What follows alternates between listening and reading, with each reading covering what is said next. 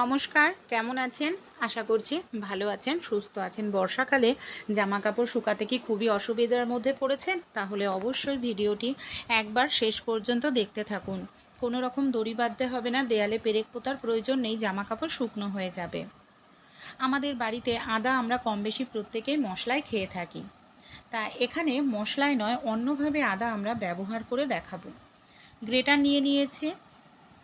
গ্রেটারের সাহায্যে আদাটাকে এখানে আমি খুব ভালো করে এইভাবে গ্রেট করে নিচ্ছি। পুরো আদাটাই গ্রেট করা হয়ে গেছে। একটি তাওয়া বসিয়ে দিয়েছি, তাওয়ার উপর আদাটাকে দিয়ে 2 থেকে 3 মিনিটের জন্য আদাটাকে হালকা করে একটু ভেজে নেব, যাতে আদার মধ্যে থাকা যে আর্দ্রতা সেটা যেন ভালোভাবে শুকিয়ে যায়। যখন আদাটা খুব সুন্দরভাবে শুকনো হয়ে যাবে, তখন আমরা কি করব, গ্যাসটাকে বন্ধ করে দেব আর আদাটাকে ভালো করে ঠান্ডা করে নেব। এবার এটাকে কি কাজে ব্যবহার করব? চা আমরা কম বেশি প্রত্যেকেই খেয়ে থাকি। অনেক সময় দেখবেন আমরা যে চাটা খাই বাড়িতে হয়তো আদা থাকে না, তখনই আমাদের সমস্যার মধ্যে পড়তে হয়। এইভাবে যদি চায়ের মধ্যে আদা দিয়ে রাখা যায়, তাহলে কিন্তু চায়ের থেকে দেখবেন খুব সুন্দর আদার একটি ফ্লেভার আসবে। বাড়িতে যদি আদা নাও থাকে, কোনো রকম অসুবিধাই হবে না। এখানে আমি একটি পাত্র নিয়ে নিয়েছি। পাত্রের মধ্যে আমি নিয়ে নিচ্ছি 3 চামচ পরিমাণ মতো ভিনিগার। এখানে আমি দেখুন নিয়ে নিচ্ছি 1 চামচ পরিমাণ মতো রান্নার তেল। ভিনিগারের সঙ্গে রান্নার তেলটাকে ভালো করে মিশিয়ে নেব। এই মিশ্রণের মধ্যে আমি একটি কাপড় ডুবিয়ে নিলাম। কাপড়ের মধ্যে থাকা এক্সট্রা জলটাকে ভালো করে নিংড়ে নিলাম। আমাদের বাড়িতে এই ধরনের যে কাঠের ফার্নিচার, দরজা জানলা থাকে, দেখবেন বর্ষাকালে ফাঙ্গাস ধরে যায়, এমনকি এর মধ্যে আর্দ্রতা চলে আসে, বা এর যে পালিশের যে উজ্জ্বল ভাবটা সেটা চলে যায়। পালিশ করতে অনেকটাই টাকা পয়সা খরচা হয়। তাই মাঝে মাঝে যদি এরকম মিশ্রণ তৈরি করে নিয়ে পরিষ্কার করা যায়, পালিশের মতো চকচকে থাকবে। ভিনেগার দেওয়ার কারণে কি হবে, ঘুণ ধরবে না, এর মধ্যে ফাঙ্গাস ধরবে না। দরজা জানলা হোক বা কাঠের ফার্নিচার একেবারে নতুনের মতো দেখবেন চকচকে সবসময় থাকবে। আমাদের বাড়িতে যখনই ছোট বাচ্চাদের আমরা স্কুলে দিই, অনেক সময় দেখবেন বাচ্চাদের যে জলের বোতলটা দেওয়া হয় না, জলের বোতলটার যে জায়গাটা সেটা ঢেলা হয়ে যায়। তাই জলের বোতল অনেক সময় বারবার পড়ে যায়, আমাদের কিন্তু অসুবিধার মধ্যে পড়তে হয়। ছোট্ট একটি কাজ করতে হবে, এই যে জলের বোতলটা ঢেলা হয়ে গেছে জায়গাটা, কোনো রকম সেলাই বা কাটিং করার প্রয়োজন নেই। আমাদের বাড়িতে যে এই ধরনের কালো ক্লিপ থাকে, মহিলাদের কালো ক্লিপ নিয়ে নিন, এইভাবে টাইট করে আটকে দিন। দেখবেন সেলাই ছাড়াই আপনারা কত সহজে এটাকে টাইট ফিটিংস করে নিতে পারবেন। এখন কিন্তু জলের বোতলটা যদি দিই, জলের বোতলটা জায়গাটা ঢেলা নেই, জলের বোতলটা পড়ে যাওয়ারও কিন্তু কোনো রকম সম্ভাবনা থাকবে না। চিরুনি প্রত্যেকের বাড়িতেই কিন্তু থাকে বন্ধুরা। অনেক সময় দেখবেন আমাদের চিরুনিটা নোংরা হয়, চিরুনিটাকে আবার জলে ভেজাতে লাগে, ডিটারজেন্ট পাউডার লাগে, কোনো কিছুর প্রয়োজন পড়বে না, চিরুনিটাকে আপনারা সহজেই পরিষ্কার করে নিতে পারবেন। পাউডার আমাদের কম বেশি প্রত্যেকের বাড়িতেই থাকে, যে কোনো ব্র্যান্ডের পাউডার এখানে আপনারা নিয়ে নিন। পাউডারটা দিয়ে এইভাবে যদি আপনারা চিরুনিটাকে একটুখানি কিছু সময়ের জন্য এইভাবে ঘষতে থাকেন, দেখবেন চিরুনির মধ্যে যে নোংরাটা সেটা কত সহজেই বন্ধুরা পরিষ্কার হয়ে যাবে। আর এইভাবে পরিষ্কার করলে দেখবেন আপনাদের চিরুনিটার মধ্যে তেল কাস্টেও থাকবে না, এমনকি নোংরা জীবাণুও থাকবে না, জলে ভেজানোর প্রয়োজন পড়বে না, কোনো রকম ডিটারজেন্ট পাউডার কিচ্ছু লাগবে না। তাই এইভাবে আপনারা অবশ্যই একবার পরিষ্কার করে দেখবেন, আশা করছি উপকার অবশ্যই পাবেন।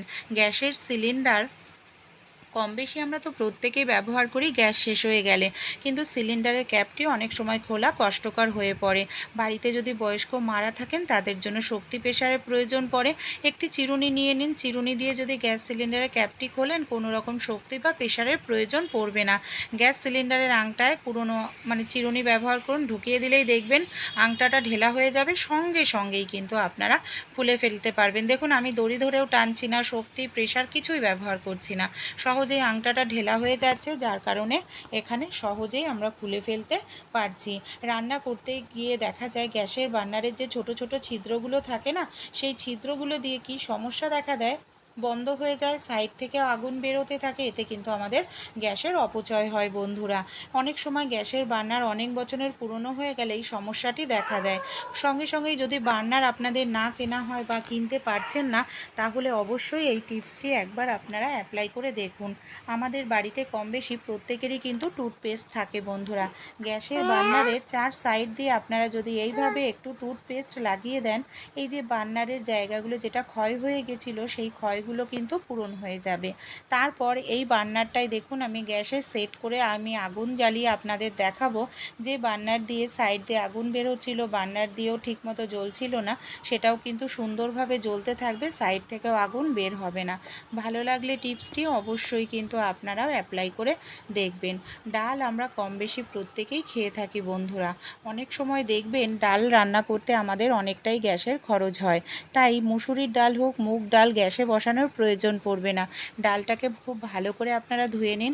আমাদের বাড়িতে যে হটপট বা ক্যাসারোল আছে সেটা নিয়ে নিন। তার মধ্যে ধুয়ে রাখা ডালটাকে দিয়ে গরম জল দিয়ে দিন। গরম জল করতে 1 মিনিট সময় লাগে, কিন্তু একটা ডাল সেদ্ধ হতে 15-20 মিনিট লেগে যায়। 20 মিনিট পর আমি খুলে দেখাচ্ছি। দেখুন গ্যাসে না বসিয়েই কত সহজেই আমরা এখানে ডালটাকে ভালোভাবে সেদ্ধ করে নিলাম। এবার আমাদের কিন্তু শুধু একটু কাঁটা দিয়ে ঘেঁটে নিলেই হয়ে যাবে। এর মধ্যে জল দিয়ে ডালটাকে ফোড়ন দিতে পারবো। এতেই কিন্তু গ্যাসের খরচাটা আমরা অনেকটাই কমিয়ে ফেলতে পারবো, যার কারণে আমাদের দেখবেন মাসের শেষে অনেকটা টাকাও বেঁচে যাবে।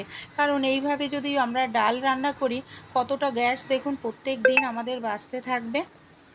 বর্ষাকালে তো প্রচণ্ড পরিমাণে বৃষ্টি হতেই থাকে বন্ধুরা। অনেক সময় 2-3 দিন দেখবেন রোদ্দুর ওঠে না, তখনই আমাদের সমস্যার মধ্যে পড়তে হয় জামা কাপড় শুকানো নিয়ে।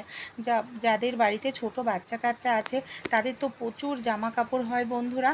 আর জামা কাপড় শুকানোর জন্য ঘরের মধ্যে দড়ি টানাতে লাগে মাঝখান দিয়ে, তারপরে সিঁড়িতে নয় খাটের রেলিংয়ে জামা কাপড় মেলতে লাগে। তাই আমাদের বাড়িতে যে পুরনো ছাতা থাকে বা এখানে আপনারা নতুন ছাতায় নিয়ে নিতে পারেন। ছাতাটাকে যে কোনো হুকের মধ্যে আপনারা কি করবেন, হ্যাং করে এইভাবে ঝুলিয়ে নিন। এইভাবে যদি আপনারা হ্যাং করে ঝুলিয়ে নিতে পারেন, কোনো রকম দড়ির প্রয়োজন পড়বে না। দেখবেন আপনারা এই ছাতার মধ্যেই কিন্তু ছোট বড় অনেক ধরনের জামা কাপড় শুকনো করে নিতে পারবেন। এইভাবে দেখুন আমি কতগুলো জামা, প্যান্ট, রুমাল, এগুলো ছোট ছোট জামা কাপড়গুলোই অনেকটা জায়গা নিয়ে নেয়। এই জামা কাপড়গুলো এভাবে ছাতার উপরে দিলে খুব কম সময়ের মধ্যেই কিন্তু আমাদের জামা কাপড়গুলো শুকিয়ে যাবে। তাই ভালো লাগলে টিপসটি এমার্জেন্সি সময় আপনারাও এই ছোট্ট ছোট্ট টিপসটি ট্রাই করে অবশ্যই দেখবেন।